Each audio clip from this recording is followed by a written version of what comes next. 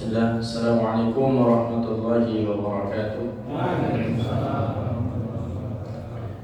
Alhamdulillah, wassalatu wassalamu ala rasulillah wa ala alihi wa mawalah, la hawla wa la quwata illa billah, amma ba'du. Jamaah sekalian rahimani wa rahimakumullahu jami'an. Salah satu tanda diterimanya amal kita di bulan Ramadan adalah setelah bulan Ramadan kita masih melanjutkan amalan-amalan yang ada di bulan Ramadan. Contohnya puasa. Setelah puasa nanti 11 bulan kemudian paling tidak kita menunaikan puasa sunnah rawatib. Contohnya apa? Sunnah muakkad. Contohnya apa? Syawal, puasa Muharram, dan puasa-puasa yang lainnya. Syukur-syukur bisa Senin Kamis. Demikian juga tatkala kita di bulan Ramadan ada sholat tarawih, maka 11 bulan kemudian kita pun menunaikan sholatul lail, meski hanya sekedar witir saja 3 rakaat, ya, tapi hajat. Dan di dalamnya juga kita mentargetkan untuk mengkhatamkan Al-Quran di bulan Ramadan. Minimal paling tidak selama 1 bulan ini kita mengkhatamkan satu kali. Maka 11 bulan kemudian pun kita juga masih harus memiliki target untuk mengkhatamkan Al-Quran. Atau kalau tidak 1 bulan 1 kali, ya paling tidak 2 bulan sekali khatam, atau 3 bulan sekali khatam. Kalau tidak memang memungkinkan, ya 4 bulan sekali khatam, tidak mengapa. Yang penting istiqomah. Dan ulama juga mengatakan jangan sampai dalam sehari saja kita tidak membaca Al-Quran di luar sholat. Di luar sholat, karena di dalam sholat kita baca Quran, tidak baca Quran. Maka di luar sholat paling tidak kita harus menyempatkan rakyatan 1 ayat saja untuk dalam membaca Al-Quran agar terhitung istiqomah. 1 aja.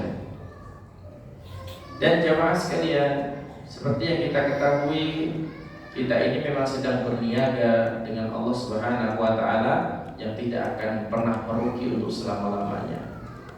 Dalam Quran surah Fatir ayat 29, Allah Subhanahu wa Ta'ala berfirman, innal ladzina yatluna kitaballah wa aqamus shalah wa anfiqu mimma razaqnakum sirran wa alaniyah yarjuna tijaratan lan tabur.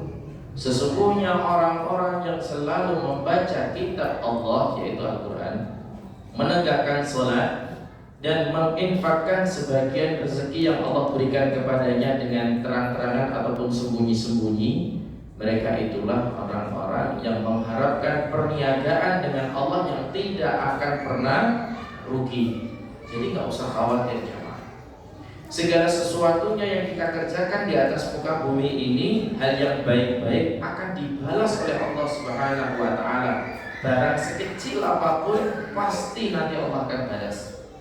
Contoh saja, contoh hal yang ringan, ya, hal yang ringan. Kita kalau mau sholat itu kan melambaikan tangan dulu, bentuk takbiratul ihram. Pendapat yang kuat, mengangkat tangan ketika takbiratul ihram hukumnya adalah sunnah, mengangkat tangannya. Tapi mengucapkan Allahu Akbar hukumnya rukun. Nah, mengangkat tangan saja, kalau toh kita nggak mengangkat, tahu-tahu langsung sedekap aja, Allahu Akbar, sah tidak sholatnya? Sah. Tapi perkara mengangkat tangan saja itu nanti akan dibalas oleh Allah Subhanahu wa Ta'ala. Nggak usah khawatir. Bahkan jamaah, ini perkara sholat amalan yang paling mulia, ya.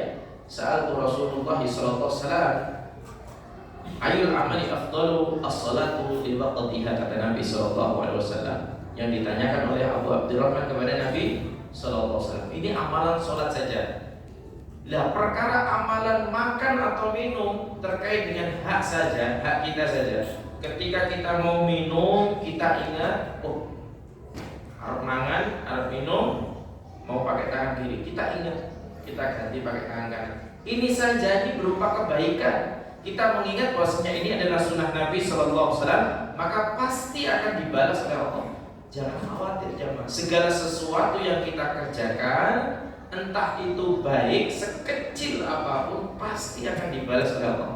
dan kita sedang berniaga dengan Allah yang tidak akan pernah merugi selama-lamanya. Nah, maka selanjutnya jamaah sekalian yang akan kita bahas di sini, berniaga dengan Allah SWT dalam bentuk membaca Al-Quran.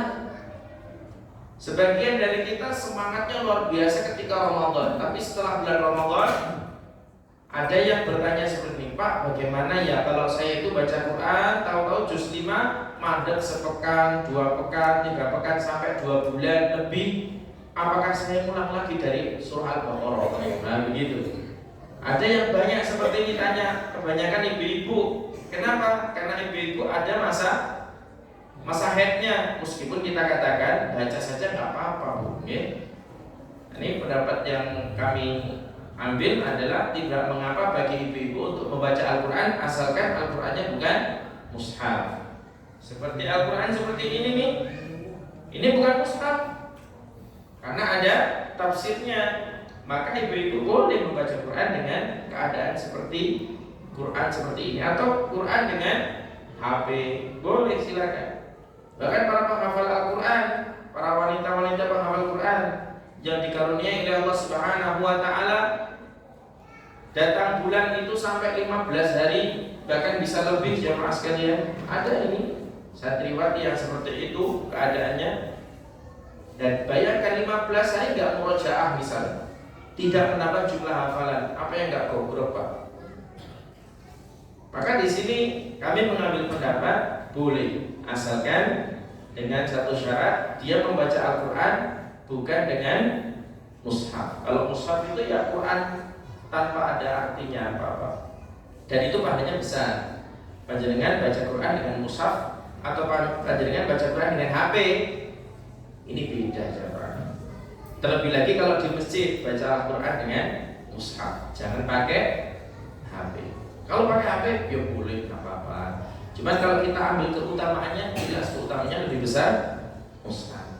Dan orang yang dia jauh pada Al-Quran, maka bisa jadi dia dirundung berbagai banyak dan berbagai macam masalah. Hatinya tidak sakinah. Apa kata Nabi?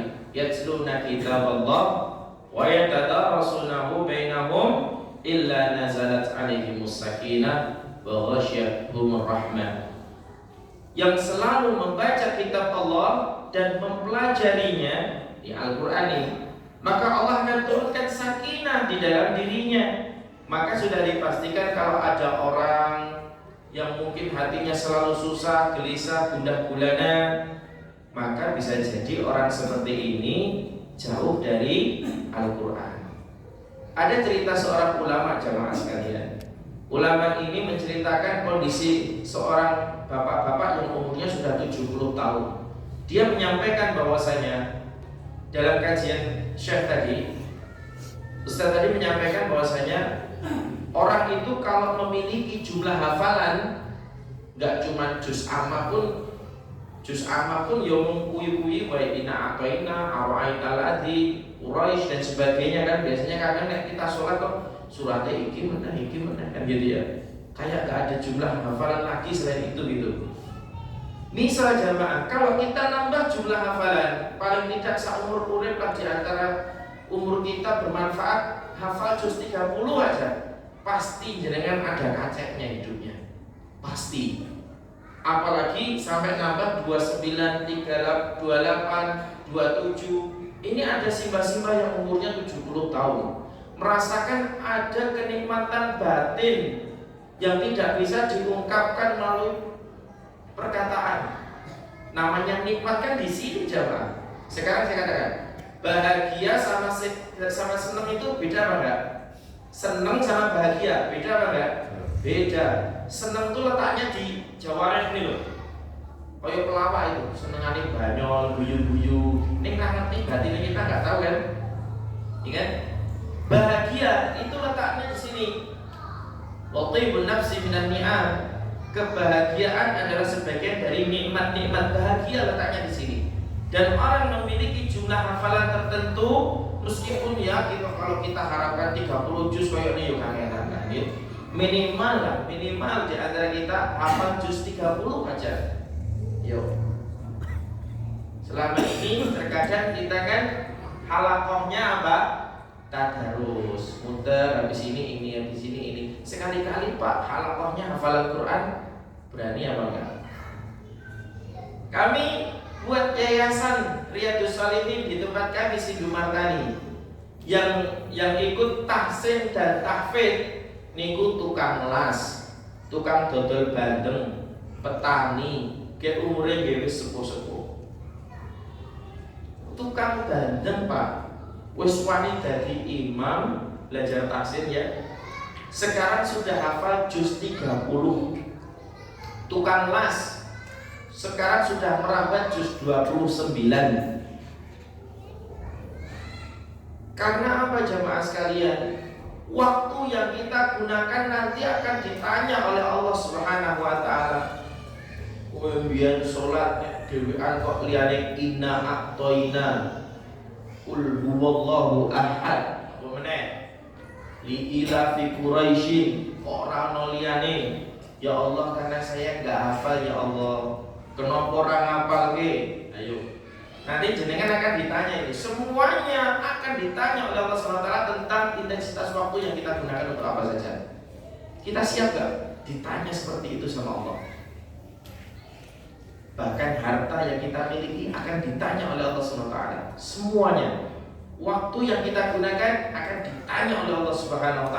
Semuanya. Dari dulu, misal ya, kenapa engkau aku kasih umur sekian tapi hanya sekian? Terus awak dia jawab, saya sibuk kerja ya Allah. Nah, begitu mungkin ya. Maka di situ mungkin ada beberapa hisab-hisab yang berat. Makanya agar kita memiliki kejernihan hati kita, sakinah hati kita, yuk tambah jumlah hafalannya jamaah. Rakitan dalam satu pekan satu ayat aja nambah, sesuk meneh nambah meneh. Bukan bermaksud untuk agar kita gaya-gayaan nek dadi imam men hafalannya banyak, enggak. Itu para wanita mereka menghafalkan Quran, bahkan ketua yayasan kami punya anak perempuan 4, dua-duanya hafidhah semua. Juz 30 hafal semua. Apakah perempuan-perempuan ini ingin tampil sebagai imam? Gak mungkin. Gak mungkin. Meskipun kita tidak jadi imam itu abot Pak. Salah-salah orang konsentrasi semene akeh boleh nang dosa imam. Maka bukan itu motivasi kita. Motivasi kita adalah tatkala kita banyak menghafalkan Al-Quran, maka jumlah surga yang akan kita dapatkan pun akan semakin banyak. Karena Allah Subhanahu wa taala itu menciptakan surga gak cuma satu. Ada surga sholat, surga puasa, surga sedekah, surga Al-Quran. Dan surga Al-Quran ini jumlahnya tingkatnya sampai 6.666 tingkat. Dan 6.666 tingkat itu ditempati oleh siapa? Oleh para penghafal Al-Quran. Karena dia hafal 30 juz. Al-Quran itu jumlahnya berapa? 30 juz. Ayatnya jumlahnya ada berapa? 6.666 ayat. Dan kita disunahkan, bukan disunahkan, kita dianjurkan oleh para ulama menghafalkan Quran dari mana? Dari ayat yang paling terbanyak. Juz 30, juz 100, juz 29, juz 102, 28. Setelah itu bebas mau juz mana saja. Harapannya apa? Harapannya agar nanti tingkatan surganya bisa lebih tinggi lagi. Ini sekedar motivasi saja jemaah sekalian, agar kita memiliki ghirah, nafsu, semangat untuk membaca Al-Quran. Dan kalau kita bahas manfaat baca Quran, Masya Allah, banyak sekali. Salah satu yang kami sampaikan tadi, akan muncul rasa ketenangan di dalam diri kita, dan menambah jumlah hafalan akan menambah rasa kebahagiaan di dalam diri kita. Semoga kita termasuk orang-orang yang diberikan taufik oleh Allah Subhanahu wa taala untuk selalu membaca Al-Quran dan juga menambah jumlah hafalan. Demikian, semoga bermanfaat. Aqulu qouli hadza fa astaghfiru innahu huwal ghafurur rahim. Subhanakallahumma wa bihamdika bihamdika asyhadu an la ilaha illa anta astaghfiruka wa atubu ilaik. Assalamualaikum warahmatullahi wabarakatuh. Waalaikumsalam.